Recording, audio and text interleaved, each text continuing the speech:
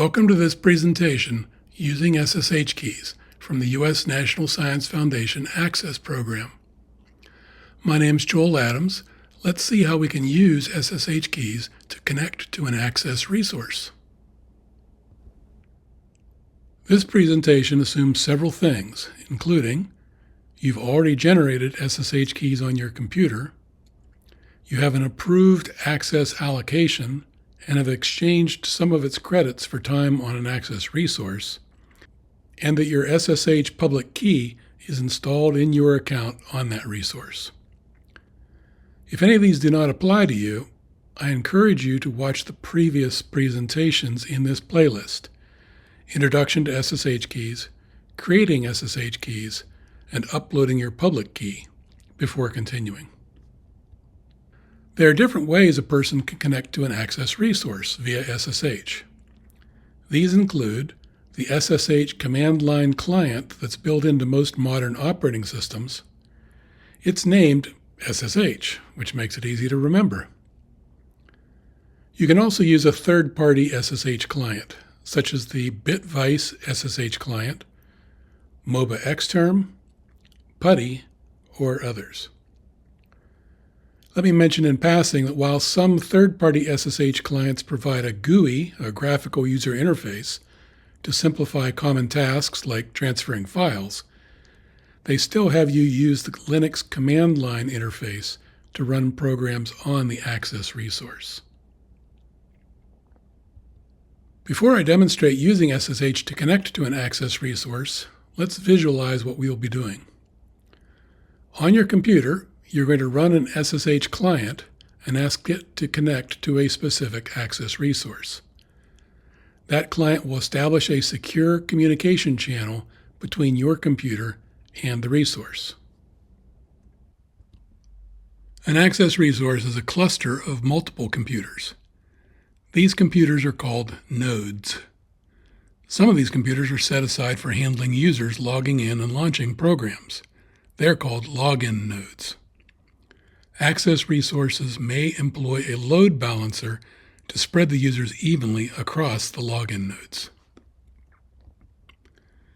Each login node is running an SSH server so that it can handle connection requests from SSH clients.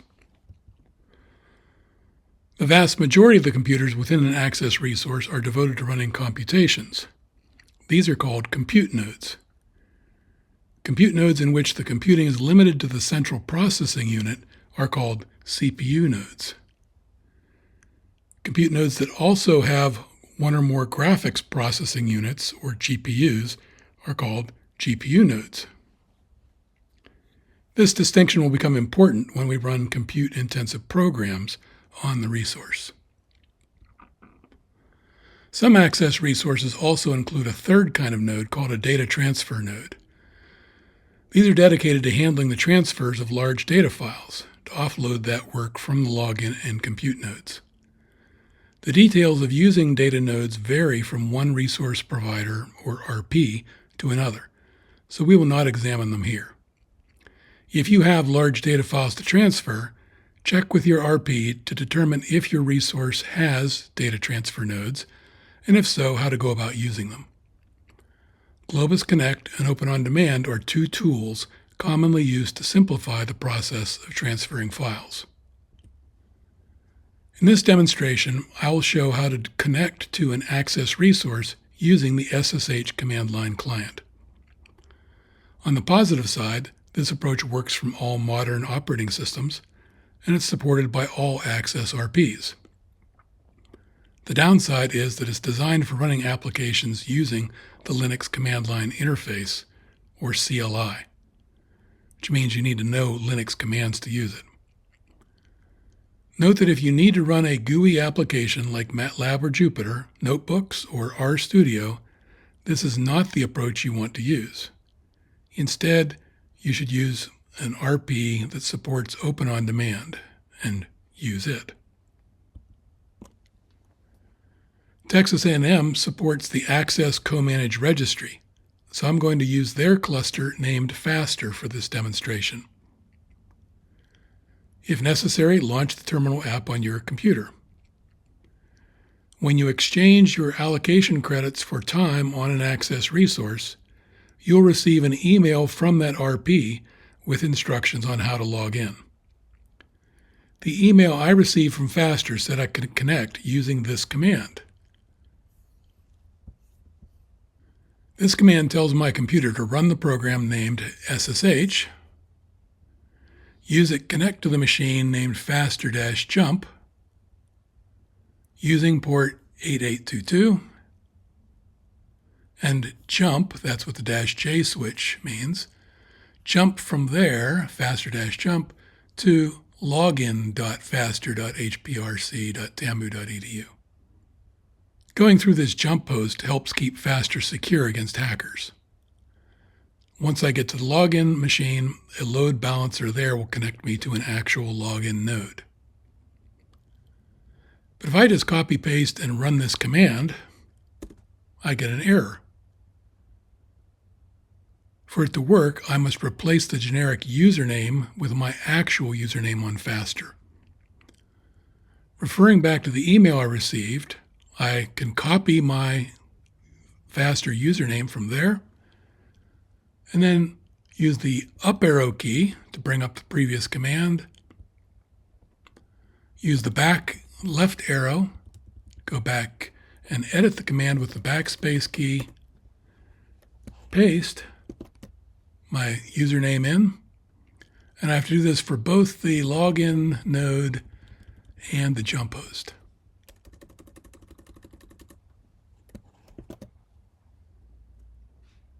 Having made those changes, I press return or enter, and the SSH program begins connecting me to Faster.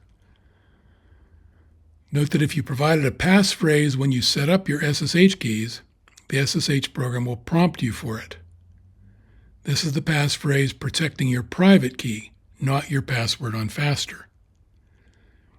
If you did not specify a passphrase when you set up your SSH keys, the SSH program will just log you into Faster without further ado. If an RP requires two-factor authentication, you will also need to complete that procedure. Congratulations! If you've been following along, we have just logged into an Access resource using SSH keys. Now that I've logged into the Faster cluster, I can interact with it using Linux commands and programs. For example, if I enter the ls command, it lists the contents of my current directory, my home directory, which contains a folder or directory named demos. If I wanted to create a text file named example.txt, I could do so using any text editor, such as VI, Emacs, Nano, and others. If you have a preferred text editor, go ahead and try it. My favorite text editor is VI. I have years of experience using Emacs, but neither are very intuitive. So let's demo the friendlier Nano editor. To create example.txt, I can just enter nano example.txt, press enter, and I get this screen where I can just type what I want the file to contain.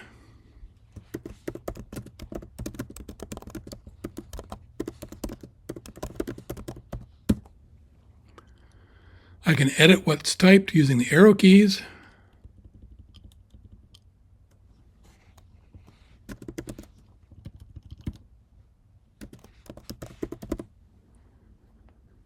Note that I cannot use the mouse to position the cursor. It may highlight, but it doesn't actually do anything to move the editor's cursor. The SSH client just sends text back and forth, not mouse or graphical information. The information that's at the bottom is in lieu of menu choices. This is a pure text editor. So using those choices at the bottom, I can save the file using Control-O. It asks me what format do I want to use. I can just press Enter to keep the default. I can then quit using Control-X or exit. If I then re-enter the ls command, I see my file example.txt in addition to my demos folder. To verify that it contains what I typed, we can enter the cat command.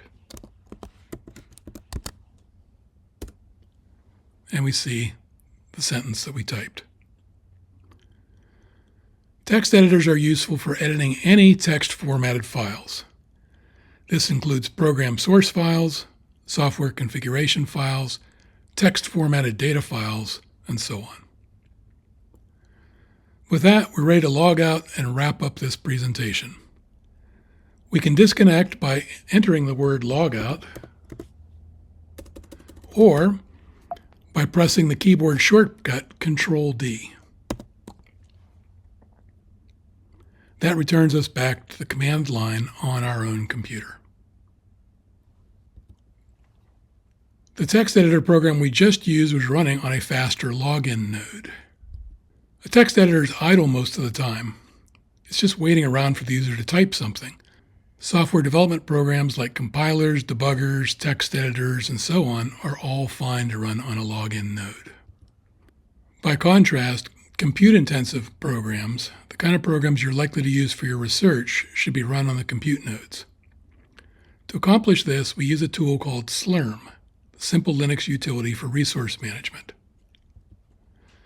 SLURM lets us launch compute-intensive programs from our login node onto one or more of the compute nodes. It's only indirectly related to SSH, so we will explore its use in a future set of presentations. To review what we've done today, the SSH client program can be used to connect from our computer to any Access resource, but it requires you to use the Linux command line interface, and it works best with text-based applications. The advantage of SSH is its speed. An interaction between your computer and the remote host just sends a few characters back and forth. This is very fast, even if the host is on the other side of the world. Third-party SSH clients like MOBA Xterm typically mix the command line and graphical user interfaces. They may simplify a few tasks, but they will not completely eliminate the need for you to learn Linux commands. We'll try to put some Linux command resources in the comment below this presentation. If you need to run a GUI application such as MATLAB, Jupyter Notebooks, or RStudio, you should choose an Access RP that supports the Open OnDemand service. It runs within your web browser. Finally, we saw that Access resources provide a variety of text editors, from easy-to-use ones like Nano to more complicated ones like VI and Emacs. Any of these can be used to edit text files. Those include program source files, text formatted data files, software configuration files, and so on. Lightweight applications like text editors run on your login node, not on the resource's compute nodes. To run programs on the compute nodes, you need to use a special job scheduling program called SLURM. It lets you launch jobs from a login node onto one or more compute nodes. We'll provide a basic introduction to SLURM in a future set of presentations. Stay tuned. We would like to thank the U.S. National Science Foundation, whose support made these presentations possible.